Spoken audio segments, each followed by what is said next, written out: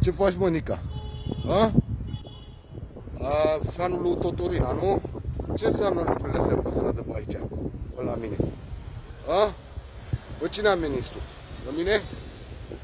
Ce înseamnă lucrurile astea să spui Mercedesul, să pui unul din oamenii tăi pe aici? A? A cui Mercedesul ăsta? Ia-zi. De ce-l bagi tu pe prietenul meu să-și pună mașina aici? Că e unul din oamenii tăi care face blocuri. A? Ia-zi. Ia-zi, bă, ăsta, Nica, Totorina, care suferi de Totorina. Totorina. A? Ieri ce ai făcut ieri? Ne uităm unul la altul, mă uit la tine și după aceea faci de 3 ori, de 5 ori, tunezi motorul, nu? Să-mi arăți că nu rămâne așa, nu? Ce înseamnă lucrurile astea? A? Ce e cu mașina asta aici așa, deodată, ca niciodată? Ia zic că m-am uitat în toate băncile, peste tot m-am uitat. Să văd poate omul la bancă, nu? Să nu dau greș, nu? Sau la magazin, sau la cec, sau la... A? Ce înseamnă lucrurile astea? Să spui tu mașină, să fii tu omul de-al tău, să-și pună mașina aici, mai ales că e și prieten cu mine.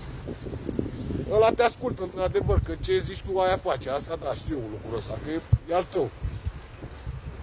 De ce îmi pui tu mie prietenii să facă lucrurile astea? A? Ia zi. Ia zi, mă, Nica, Robert. Nica! Nica! A? Asta e a doua oră care îmi faci și... A? Lucru. Ieri mi-ai făcut, ai turat de 5 ori motorul la M8-ul ăla. Erai cu M8-ul ăla al tău. Acum, astăzi mi-ai pus mașina aici, nu? Tip mafiot, tu ești mafiot, nu? Să-mi arăți că nu rămâne așa, nu? Nica! Nica! Trezește-te! Ia zi, de ce nu mă suni tu pe mine să stăm noi de vorbă? Ieri de ce n-ai oprit mașina să stăm de vorbă? Ha? Trăgeai din pipă, nu, te drogai. Ai întors capul și ai început să te droghezi, ca un porc. Nu? Zi, mă, Nica, Robert. Nica! Trezește-te din drogurile alea. Ce înseamnă lucrurile să-mi faci tu mie de alea de tip mafiot? Ha? Ieri mi-ai făcut la fel, azi iarăși la fel. Ce-i cu mașina asta aici, cu Mercedesul ăsta? Ia zi, mă, ce-i cu Mercedesul ăsta aici? Ha? Că nu e la bancă, nu e la cec, nu e nicăieri, m-am uitat peste tot. Ca să ne înțelegem. Nu stăm noi de vorbă, Nica, Robert. Nica, Robert, trezește-te! Ia zi. Fanul lui Totorina. De ce faci tu mie de astea și tip mafiot? Ha? Ia zi. Ce e cu Mercedesul ăsta aici? Ăsta niciodată n-a fost pe aici, Mercedesul ăsta. Ca să știi cum stăm de vorbă noi doi. Ia zi.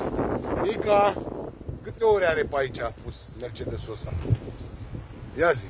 De când e pus ăsta Mercedesul ăsta aici? Că n-am băgat eu de seamă. Ha? Zi, mă, Nica. Ce e cu Mercedesul ăsta? Nica, trezește-te din droguri. Ce e cu Mercedesul ăsta aici? Ce înseamnă lucrurile astea? Ce înseamnă tip mafiot care faci tu pe străzi cu mine? Pui mașini, pui alea? Uite-te, ăsta e omul lui Nica, Robert, ca să ne înțelegem. Ca să știți cine este omul. Ce face omul pe străzi? Tip mafios. S-a uitat la alea lui Totorina, șeful mafiei italiene. S-a uitat la ele și acum îmi face mie de alea, tip mafiot. Nica, Robert. Uitați, șeful can sportivilor. Ăsta e unul din oamenii lui Nica, Robert. E Mercedesul la unul din oamenii lui Nica, Robert, ca să știți. Și e și prietenul meu, nu n-am zis nimica. Dar ce caut aici? Ca niciodată, că niciodată nu era Mercedesul ăsta aici. Și în al doilea rând, omul când vine, că face blocuri, prietenul meu.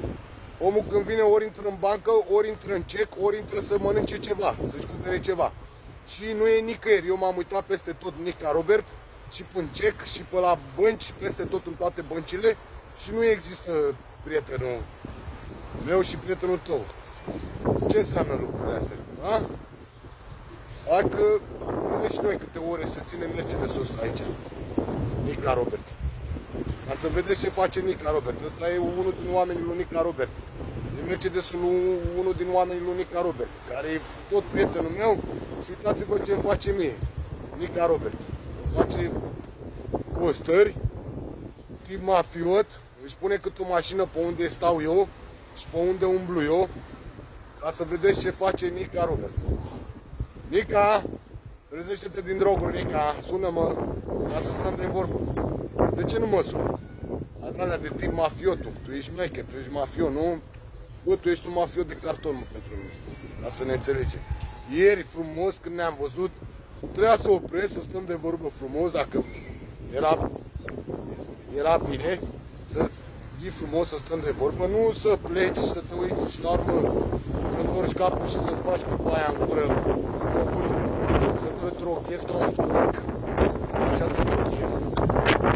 Și la urmă să truezi motorul la M8 al tău de 5 ori. Am văzut ce ai făcut după ce ai trecut de mine.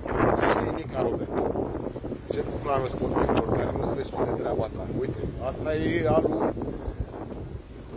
un om de al Nica. Hai să-i vedeți și numărul. Ca să nu ne înțelegem greșit.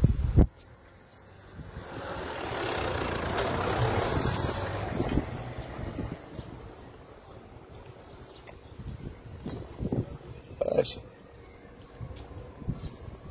Au futut pe în gură să te furi.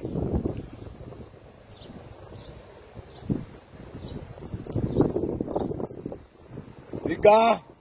Ce faci, Nica? Trezește-te, Nica! Nica! Nica Robert! Nica Robert! Trezește-te din drogurile alea, Nica! Faci de-alea, te mafiot, nu? Faci de-alea, te mafiot cu mine, nu? Nica. Aha. Ca să ne înțelegem.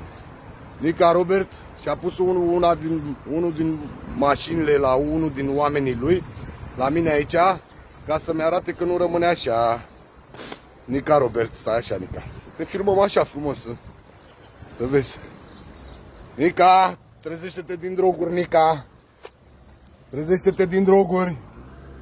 Nica Robert. Nica Robert. Trezește-te din droguri.